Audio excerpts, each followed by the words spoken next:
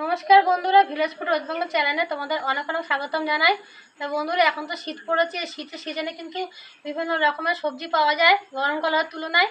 তাই আজকে তোমাদের শীতের সিজনে একটা ফুলকপি সবজি দিয়ে তোমাদের আজকে জ্যান্ত সিলভাকা মাছের ঝোল দেখাবো।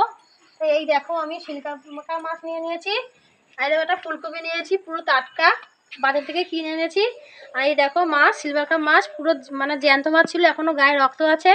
আর এই মাছে কিন্তু তেলটা কম থাকে। অনেক অনেক বন্ধুরাই আছো যে মাছের তেল মাছ অনেকেই খাও না, কিন্তু তোমরা এরকম বাড়িতে সিলভাকা মাছ এনে আর শীতের সিজনে ফুলকপি দিয়ে পাতলা ঝোল খেতে ভীষণ ভালো লাগে।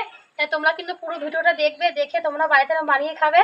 তাই প্রথমে কিন্তু মাছগুলোকে আমি জলে ধুয়ে নেবো, তারপর কী কী লাগে তোমাদের দেখানো যাবে। মাছগুলোকে জলে ভালো করে ধুয়ে নিয়েছি। তো এখন ফুলকপিটা আমি কেটে নেবো, আর আলুটা আমি দুটো আলু নিয়ে নিয়েছি। প্রথমে ডালগুলোকে কেটে নেবো। এই ডালগুলো কিন্তু আমি ফেলবো না, আমি কিন্তু কালকে বাইরে তো একটা চচ্চড়ি করে খেয়ে নেবো। আমি এর আগেও মানে শীতকালে আমি চচ্চড়ি চ্যানেলে দেখিয়েছি। এটুকু ফেলে দেবো।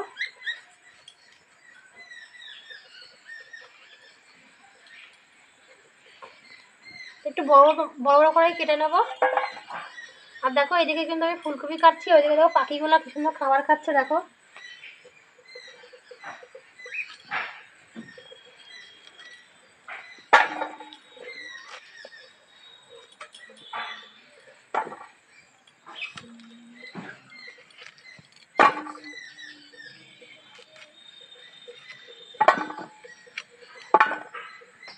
ফুলকপিগুলো সব কেটে নিয়েছি। আমি দুটো মাঝি সাজা আলু নিয়ে নিয়েছি, তা আলুও দেবো। তোমরা যদি মনে করো দুটো ফুলকপি দিয়ে ঝোল করবে তাও করতে পারো, কিন্তু আলু ছাড়া মনে হয় কি রান্নাই করা যায় না। আলু যে কোনো তরকারিতে আলু না দিলে ভালোই লাগে না, তাই আমি দুটো আলু দিয়ে দেবো। প্রথমে আলুর খোসাটাকে ছাড়িয়ে নেবো।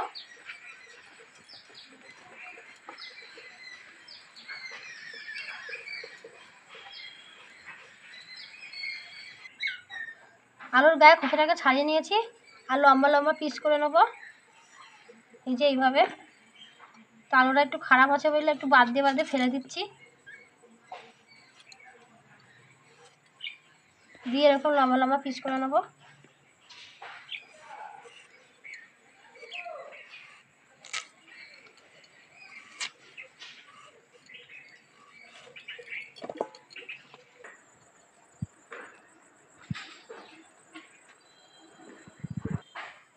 ফুলকপি আর আলু কেটে নিয়েছি। এবার এটাকে আমি জলে ধুয়ে কী কী লাগবে সেটা তোমাদের দেখাবো। ফুলকপি আলু দিয়ে আমি সিলভাকা মাছের জ্যান্ত মাছের ঝোল করব। তো এই দেখো, এখানে আমি সিলভাকা মাছ নিয়ে নিয়েছি। আমি কিন্তু এগুলো জলে ধুয়ে নিয়েছি আগে থাকতে। আর এই যে ফুলকপি আলু নিয়ে নিয়েছি, তেজপাতা, জিরে, একটা শুকনো লঙ্কা নিয়ে নিয়েছি, আদা বাটা, জিরা বাটা, লাল লঙ্কার গুঁড়ো, হলুদ গুঁড়ো, নুন, ধনেপাতা কুচি, টমেটো পেস্ট, কাঁচা লঙ্কা বাটা। এগুলো লাগবে সমস্ত সিলভাকা মাছের জ্যান্ত পাতলা ঝোল তৈরি করতে।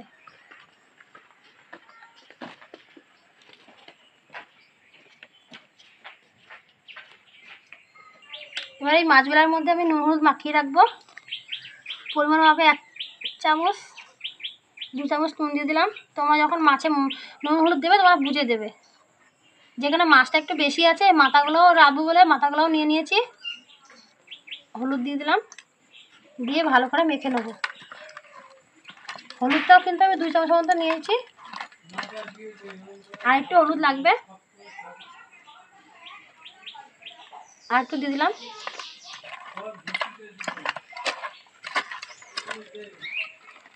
মাখিয়ে নিয়েছি নুন হলুদ দিয়ে 5 মিনিট রেখে দেবো। ওইদিকে সব জোগাড় করে নিয়েছি, দিয়ে এদিকে উনুনটা ধরে নিচ্ছি। উনুনটা ধরে গেছে, তো উনুনের উপর কড়াটা বসিয়ে দেবো। আজকে একটু বড় কড়াই নিয়ে নিয়েছি, আর মাখিয়ে নিয়েছি, তাহলে মাছ দিয়ে আমার সুবিধা হবে ভালো। দিয়ে কড়াইটা একটু গরম করে নেবো। কড়াইটা গরম করে নিয়েছি। এই কড়াইয়ের মধ্যে আমি কোনো তেল ছাড়াই, তেল দেবো না, শুধু দিয়েই আমি জিরেগুলো একটু ভেজে নেবো। কারণ জ্যান্ত মাছের ঝোলে না একটু ভাজা জিরে ভেজে দেবে, সেই ঝোলটা কিন্তু খেতে খুব সুন্দর হবে, যে কোনো জ্যান্ত মাছের ঝোলেই। তা জিরেটা একটু হালকা করে ভেজে নেবো।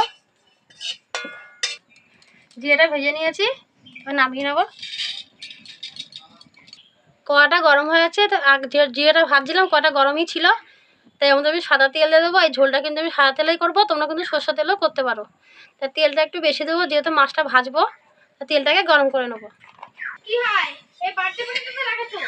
তেলটাকে গরম করে নিয়েছি, তাই মাছ ভাজার আগে তোমরা যে কোনো মাছ ভাজবে তখন সামান্য করে নুন দিয়ে দেবে, তাহলে মাছগুলো কিন্তু চটচট করে উঠে যাবে, কোনো কড়াইতে লাগবে থাকবে না। এবার এই যে নুন হলুদ মাখিয়ে রেখেছি মাছগুলা, এখান থেকে নিয়ে মাছগুলা ভেজে নেবো।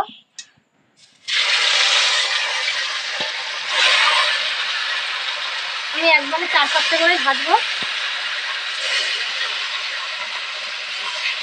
বাকি মাছগুলো আবার পরে ভাজবো।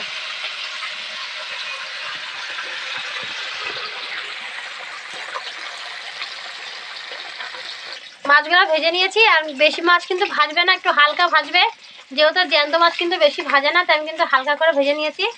তো বাড়িতে তুলে নেবো। আর দেখো আমার কিন্তু একটা মাছও ভাঙেনি, আর বাকি মাছগুলো আমি একইভাবে ভেজে নেবো।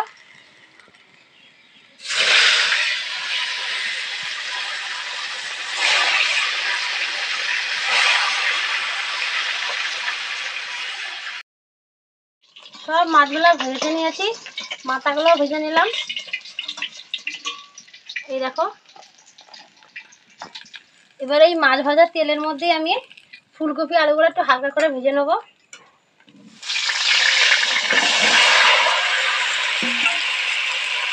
একটু 1 চামচ নুন দিয়ে দেবো, 1 চামচ হলুদ গুঁড়ো দিয়ে দেবো, একটু হালকা করে ভেজে নেবো। আমি কিন্তু এখানে ফুলকপি আলাদা করে ভাজলাম না, আমি আলু আর ফুলকপি একসাথে ভেজে নিলাম, তোমরাও এরকমভাবে ভেজে নেবে।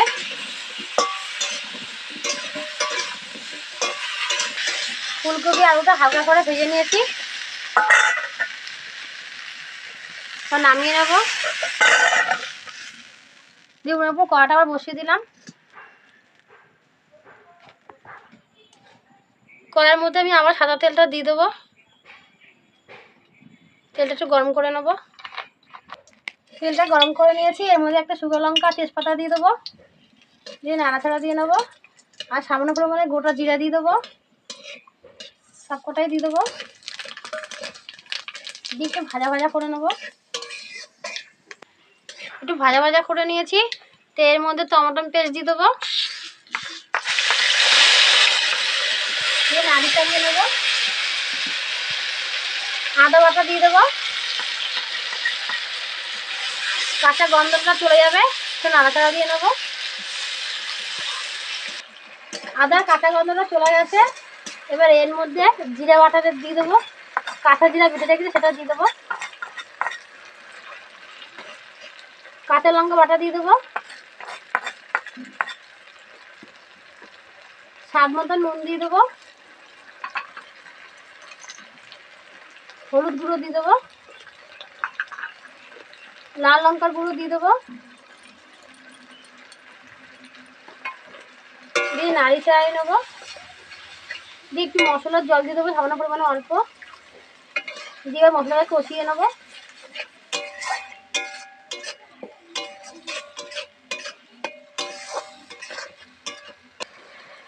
মশলাটা কষিয়ে নিয়েছে, আর দেখো তেলটা ছেড়ে দিয়েছে, তা কষানো হয়ে গেছে। এর মধ্যে আগে থাকতে হালকা করে ফুলকপি আলুটা ভেজে নিয়েছি, সেটাও দিয়ে দেবো, দিয়ে এবার কষিয়ে নেবো।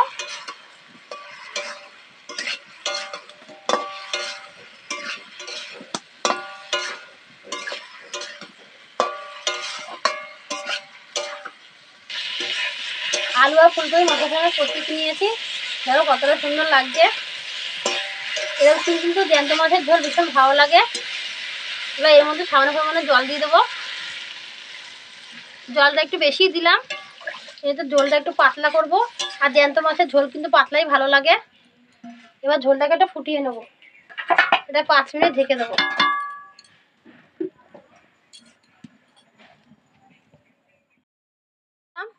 দেখো ঝোলটা কি সুন্দর ফুটছে, আর কিন্তু বেশি গাঢ় করবো না, একদম পাতলা করবো, যেহেতু জ্যান্ত মাছের ঝোল। এই দেখো, এবার এই যে মাছগুলো ভেজে রেখেছি সেগুলো একটা একটা করে দিয়ে দেবো, দুটো মাথা আছে মাথা দুটোও দিয়ে দেবো, দিয়ে একটু আলগা আলগা করে নাড়বো, বেশি জোরে জোরে নাড়বো না, তাহলে মাছগুলো ভেঙে যাবে।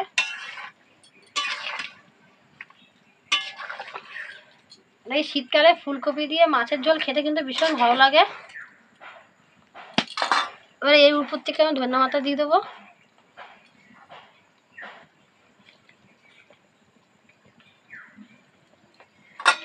দিয়ে নাড়াচাড়া দিয়ে নেবো, দিয়ে আরেকটু ফুটিয়ে নেবো।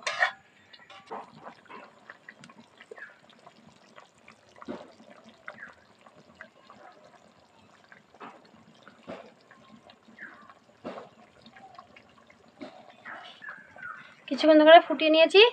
আর জিরাটা যে ভেজে রেখেছিলাম কড়াতে, সেই জিরাটা একটু বেটে নিয়েছি, ভাজা জিরাটা একটু দিয়ে দেবো উপর থেকে।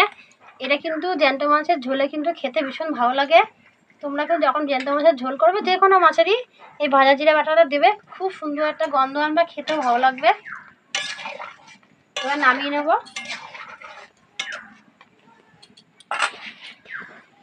আর খুব সুন্দর একটা গন্ধ বেরোচ্ছে, দেখো। আমার অবশ্যই তৈরি হয়ে গেল সিলভার কাপ মাছের ফুলকপি দিয়ে আর আলু দিয়ে পাতলা ঝোল। এটা কিন্তু ছোট বড় সবাই পছন্দ করবে। হঠাৎ করে কিন্তু অতিথি আসলে তাদেরও কিন্তু করে দেবে, ভীষণ খেয়ে ভালো বলবে। আর দেখো কতটা সুন্দর হয়েছে। এরকম যদি শীতকালে ফুলকপি দিয়ে জ্যান্ত মাছের যদি পাতলা ঝোল হয়, কিন্তু গরম গরম ভাত কিন্তু অনেকটাই খাওয়া যায়। তোমরা কিন্তু বাড়িতে এটা অবশ্যই বানাবে। আর এই রেসিপিটা কিন্তু কেমন লাগলো তোমরা অবশ্যই জানাবে।